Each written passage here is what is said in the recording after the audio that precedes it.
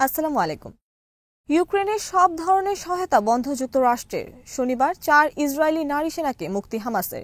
পশ্চিম তীরে চলছে ইসরায়েলের টানা অভিযান। অবৈধ অভিবাসীদের নিয়ে প্রথম ফ্লাইট পরিচালনা করল যুক্তরাষ্ট্র। যুক্তরাষ্ট্রের পর এবার ট্রাম্পের নির্বাহী আদেশে কাঁপতে শুরু করেছে ন্যাটো সহ গোটা বিশ্ব। আবারও ইউক্রেন যুদ্ধ বন্ধের কথা বললেন ট্রাম্প। লেবানন থেকে সেনা সরাবে না ইসরায়েল।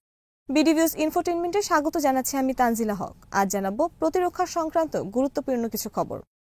ইউক্রেনের সব ধরনের সহায়তা স্থগিত করেছে ট্রাম্প প্রশাসন। প্রেসিডেন্ট ডোনাল্ড ট্রাম্প নির্দেশ দিয়েছেন বাইডেন প্রশাসনের সময় ইউক্রেনকে দেয়া সব ধরনের সহায়তা তদন্ত করা ছাড়া পুনরায় যেন কোনো সহায়তা দেয়া না হয়। এরপর পররাষ্ট্রমন্ত্রী মার্কো রুবিও শুক্রবার 3 মাসের জন্য ইউক্রেনের সহায়তা স্থগিতের নির্দেশ দেন।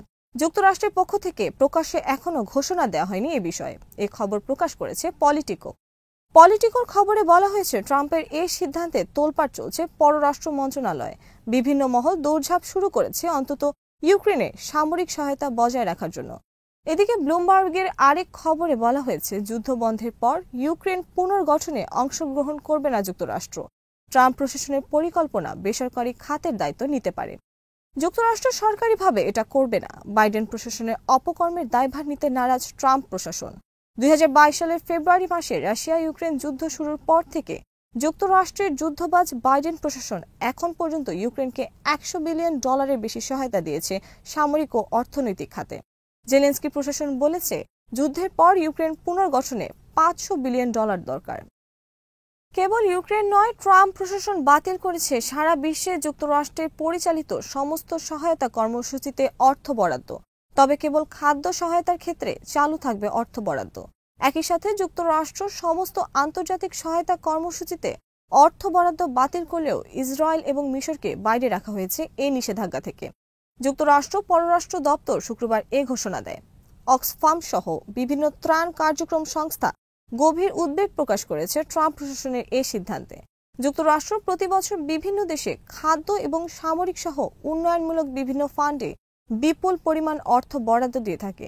ইসরায়েল, মিশর, পাকিস্তান সহ বিভিন্ন দেশকে যুক্তরাষ্ট্র সামরিক খাতে প্রতি বছর নিয়মিত অর্থ সহায়তা দিয়ে থাকে। ইসরায়েলকে যুক্তরাষ্ট্র প্রতি বছর $3.5 বিলিয়ন অস্ত্র সহায়তা দেয়। নতুন নিষেধাজ্ঞায় কেবল ইসরায়েল এবং মিশর ছাড়া অন্য সব দেশে বন্ধ হয়ে গেল যুক্তরাষ্ট্রের সামরিক সহায়তা। একইভাবে বন্ধ হয়ে গেছে খাদ্য ছাড়া অন্য সব খাতে যুক্তরাষ্ট্রের অনুদান।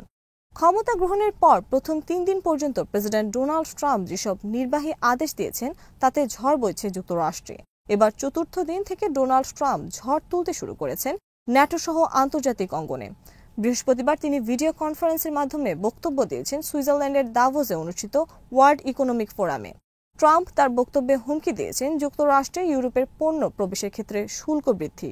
একই সাথে তিনি ন্যাটো সদস্যের উদ্দেশ্যে বলেছেন সামরিক ক্ষেত্রে তাদের ব্যয় আরও বাড়াতে। সিএনএন এর বিশ্লেষণে বলা হয়েছে ট্রাম্প ন্যাটোর সব সদস্যদের প্রতি ব্যয় বৃদ্ধির যে প্রস্তাব করেছেন তা অনেক সদস্যদের পক্ষে সম্ভব নয়। ন্যাটোর সদস্য দেশের ক্ষেত্রে শর্ত হল বাৎসরিক বাজেটের শতকরা 2.5% ব্যয় করতে হবে সামরিক খাতে, কিন্তু অনেক দেশ তা করছে না। ট্রাম্প ন্যাটোর সদস্যদের জন্য সামরিক খাতে ব্যয় আরও বৃদ্ধির পক্ষে। দাভোস সম্মেলনে ট্রাম্প আবারও বলেছেন তিনি ইউক্রেন যুদ্ধ বন্ধ করবেন। এ লক্ষ্যে তিনি শিগগির বৈঠকে বসবেন ভ্লাদিমির পুতিনের সাথে। ট্রাম্প বলেন ইউক্রেন একটি মানুষ হত্যার ক্ষেত্র, এটি আর এভাবে চলতে দেয়া যায় না।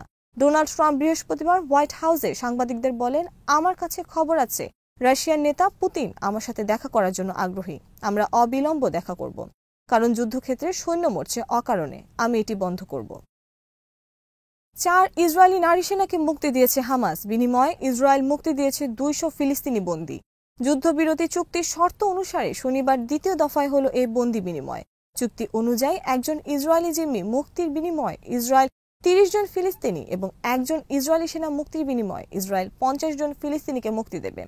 এদিকে যুদ্ধবিরতি কার্যকরের পর থেকে পশ্চিম তীরের জেনিন উদ্বাস্তু শিবির, নাবলুস, রামাল্লা এবং হেব্রন সহ বিভিন্ন এলাকায় চলছে ইসরায়েলের টানা অভিযান।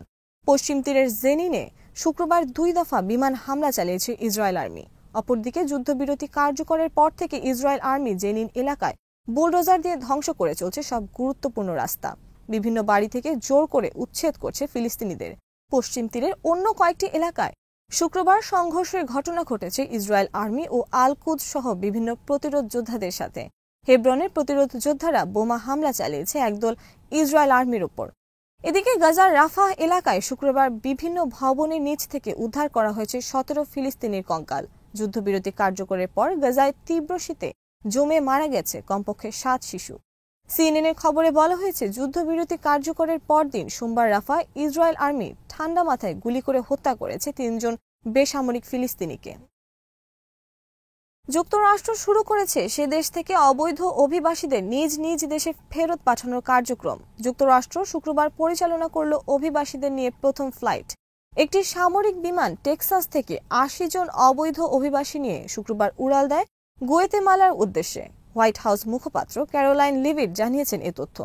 এক্স বার্তায় ক্যারোলাইন জানান, যারাই অবৈধভাবে যুক্তরাষ্ট্রে প্রবেশ করবে তাদের কঠোর পরিণতি বরণ করতে হবে। ট্রাম্প ক্ষমতা গ্রহণের পর থেকে যুক্তরাষ্ট্রে শুরু হয়েছে অবৈধ অভিবাসীদের গ্রেপ্তার অভিযান। বৃহস্পতিবার বিভিন্ন রাজ্য থেকে গ্রেপ্তার করা হয়েছে 5 শতাধিক অবৈধ বিদেশি। তাদের মধ্যে কয়েকজন গ্যাংস্টার রয়েছে বলে জানিয়েছে যুক্তরাষ্ট্রের সংবাদ মাধ্যম। নির্বাচনের আগে ট্রাম্প ঘোষণা করেন তিনি ক্ষমতায় গেলে শুরু করবেন যুক্তরাষ্ট্রের ইতিহাসে সবচেয়ে বড় অবৈধ অভিবাসী খেদানোর অভিযান। বিভিন্ন তথ্য অনুসারে যুক্তরাষ্ট্রে 1 কোটি থেকে 3.5 কোটি অবৈধ বিদেশি রয়েছে। এদিকে জন্মসূত্রে নাগরিকত্ব বাতিলের জন্য ট্রাম্পের জারি করা নির্বাহী আদেশের বিরুদ্ধে স্থগিতাদেশ জারি করেছে যুক্তরাষ্ট্রের আদালত। প্রথমবার ক্ষমতায় থাকার সময় ডোনাল্ড ট্রাম্প প্রশাসন 2017 সালে কয়েকটি মুসলিম দেশের নাগরিকদের যুক্তরাষ্ট্রে প্রবেশের উপর নিষেধাজ্ঞা আরোপ করে। এবারও সেদিকে অগ্রসর হচ্ছে বলে শুক্রবার খবর প্রকাশ করেছে আল জাজিরা। সোমবার ট্রাম্প নির্বাহী আদেশ দিয়েছেন, 2021 সাল থেকে জো বাইডেন ক্ষমতায় আসার পর থেকে ওইসব মুসলিম দেশ থেকে যারা যুক্তরাষ্ট্রে প্রবেশ করেছে এবং বসবাস করছে তাদের সম্পর্কে তথ্য সংগ্রহের। সোমবারের এই আদেশের ফলে উদ্বেগ ছড়িয়ে পড়েছে যুক্তরাষ্ট্রের মুসলিম সম্প্রদায়ের অনেক মানুষের মধ্যে, বিশেষ করে যেসব তরুণ মুসলিম সম্প্রতি ফিলিস্তিনিদের পক্ষে প্রকাশ্যে আন্দোলন করেছে তারা আশঙ্কা করছে নানা ধরনের হয়রানি। যুদ্ধবিরতি চুক্তি অনুসারে 26 জানুয়ারির মধ্যে লেবানন থেকে সব সেনা প্রত্যাহার করবে না ইসরায়েল। ইসরায়েলের প্রধানমন্ত্রী বেঞ্জামিন নেতানিয়াহু শুক্রবার এ ঘোষণা দেন। গত 27 নভেম্বর ইসরায়েলের হিজবুল্লাহর মধ্যে যুদ্ধবিরতি চুক্তি করা হয়। চুক্তি অনুযায়ী 2 মাস তথা 26 জানুয়ারির মধ্যে লেবাননের লিতানি নদীর দক্ষিণ তীর থেকে সেনা সরিয়ে নেবে ইসরায়েল।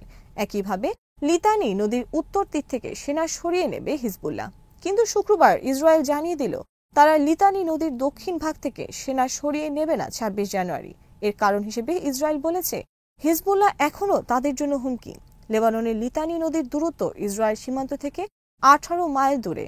বৃহত্তর ইসরায়েল রাষ্ট্র প্রতিষ্ঠার যে পরিকল্পনা তাতে ইসরায়েলের প্রাথমিক লক্ষ্য লেবাননের লিতানি নদীর দক্ষিণ ভাগ পর্যন্ত দখল করা।